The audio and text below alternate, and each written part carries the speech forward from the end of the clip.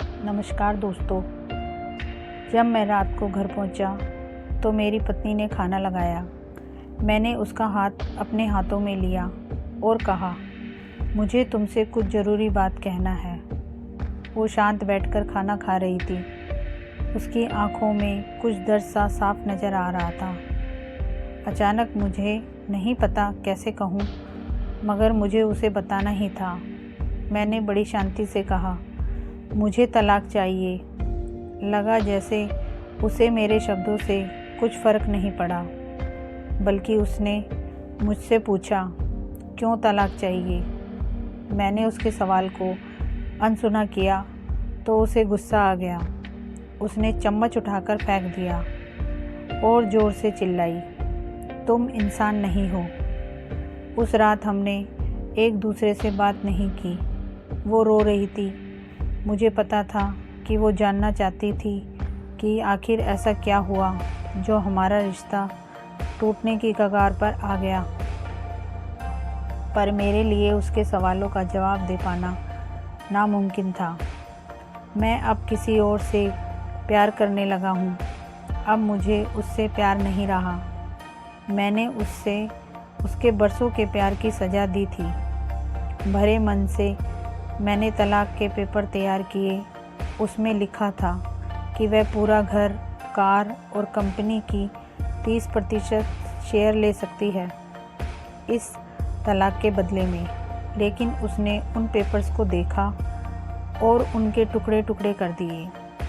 वो औरत जिसने मेरे साथ जीवन के 10 साल बिताए थे, वो आज मेरे लिए अनजान हो चुकी थी।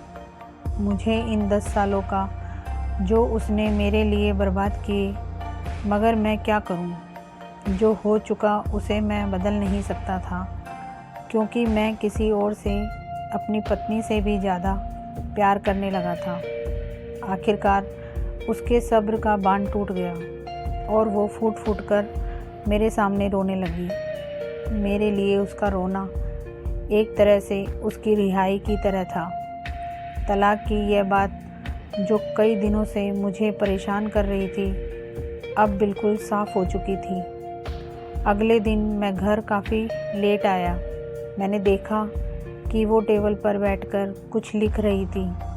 मैंने शाम का खाना नहीं खाया था, लेकिन फिर भी मैं सीधे ऊपर जाकर अपने कमरे में सो गया, क्योंकि पूरा दिन प्रिया के साथ रहने और कई जगह घूमने के बाद मैं थक गया था।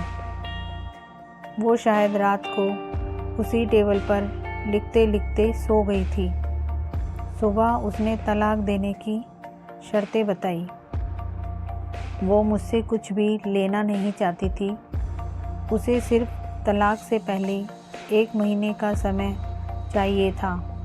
उसने आग्रह किया कि इस महीने में हम दोनों वही पुराना वाला जीवन जिए जितना संभव हो सके, क्योंकि आने वाले महीने में हमारे बेटे की परीक्षा है।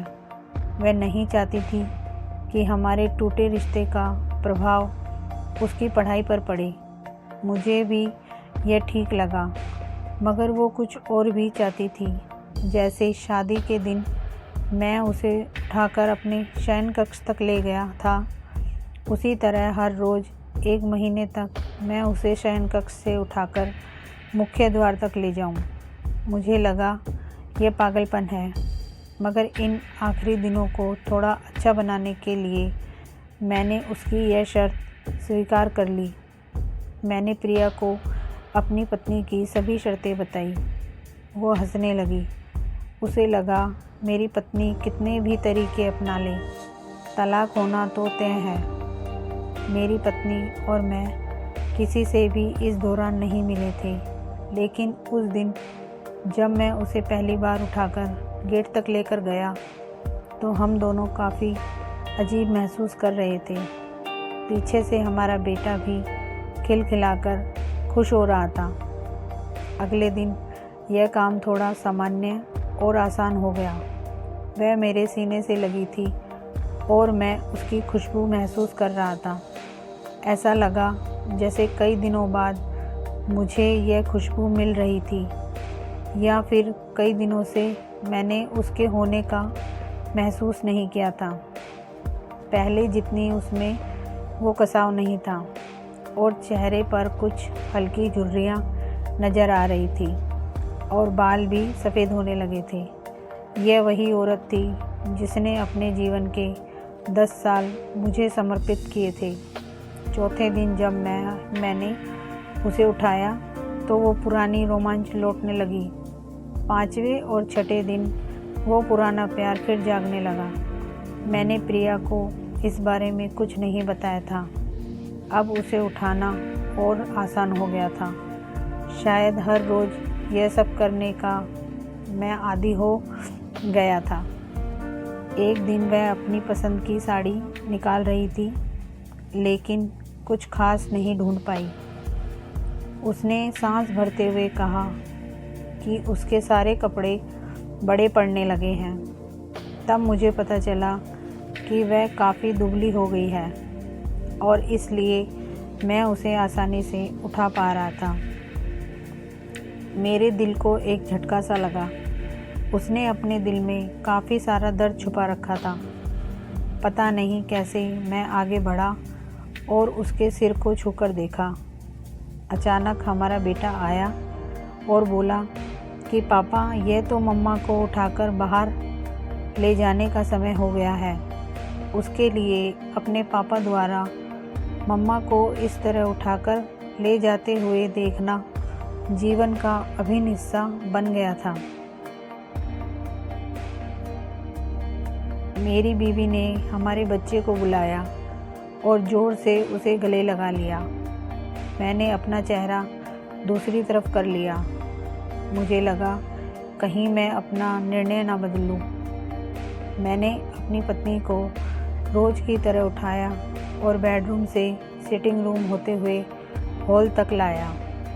उसने प्यार से अपने दोनों हाथ मेरी गर्दन के आसपास रख दिए। मैंने उसे ज़ोर से पकड़ रखा था, बिल्कुल हमारे स्वागरात की तरह। मगर उसका इतना कम वज़न मुझे परेशान कर रहा था। महीने के आखिरी दिन जब मैंने उसे उठाया तो मेरे लिए एक कदम भी चल पाना मुश्किल हो रहा था। हमारा बेटा स्कूल जा चुका था। मैं अपनी कार से ऑफिस गया और कार से कूदकर बाहर आ गया बिना कार को लॉक किए। मुझे डर था कि अब एक पल की भी देरी मेरा इरादा बदल देगी। मैं ऊपर गया।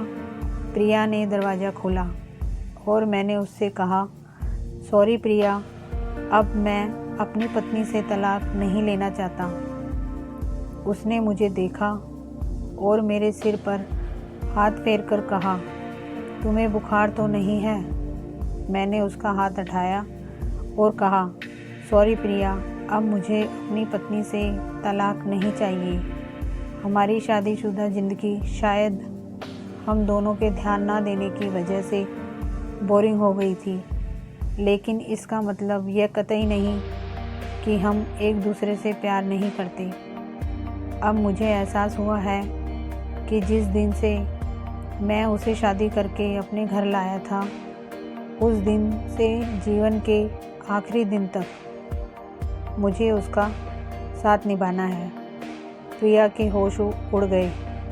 उसने मुझे एक ज़ोरदार चांटा जड़ दिया मेरे मुंह पर। वह रोने लगी और दरवाज़ा अंदर से बंद कर लिया। मैं सीढ़ियों से नीचे उतरा और आकर अपनी कार में बैठ गया। आगे एक फूल वाले की दुकान पर रुका और अपनी प्यारी पत्नी के लिए एक सुंदर सा गुलदस्ता लिया। दुकानदार ने पूछा कि इस पर क्या लिखना है। मैंने मुस्कुराते हुए कहा कि मैं तुम्हें जीवन के आखिरी दिन तक यूं ही उठाता रहूँगा, मेरी अर्धांगिनी। उस शाम जब मैं घर आया, हाथों में गुलदस्ता लिए, मेरे चेहरे पर एक मुस्कान थी। मैं ऊपर अपने कमरे की तरफ भाग कर गया, लेकिन तब तक वह मुझे छोड़कर इस दुनिया से जा चुकी थी, हमेशा के लिए। वो कई महीनों से कैंसर से लड़ रही थी, लेकिन मैं प्रिया के साथ इतना खोया हुआ था कि कभी ध्यान ही नहीं रहा। उसे पता था वह जल्दी ही मुझे छोड़कर जाने वाली है, इसलिए वह मुझे और मेरे बेटे के रिश्ते को टूटने से बचाना चाहती थी। मैं नीच उससे तलाक लेना चाहता था, लेकिन फिर भी उसने मुझे अपने बच्चे की नज़रों में एक प्यारा पति और पिता बना दिया था।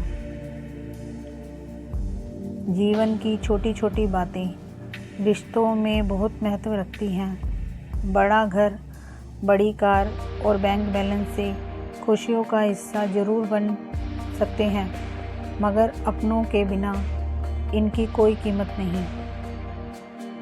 दोस्तों, कहानी पसंद आई हो तो इसे लाइक कीजिए और मेरे चैनल पर नए हैं तो मेरे चैनल को सब्सक्राइब कीजिए। Thank you.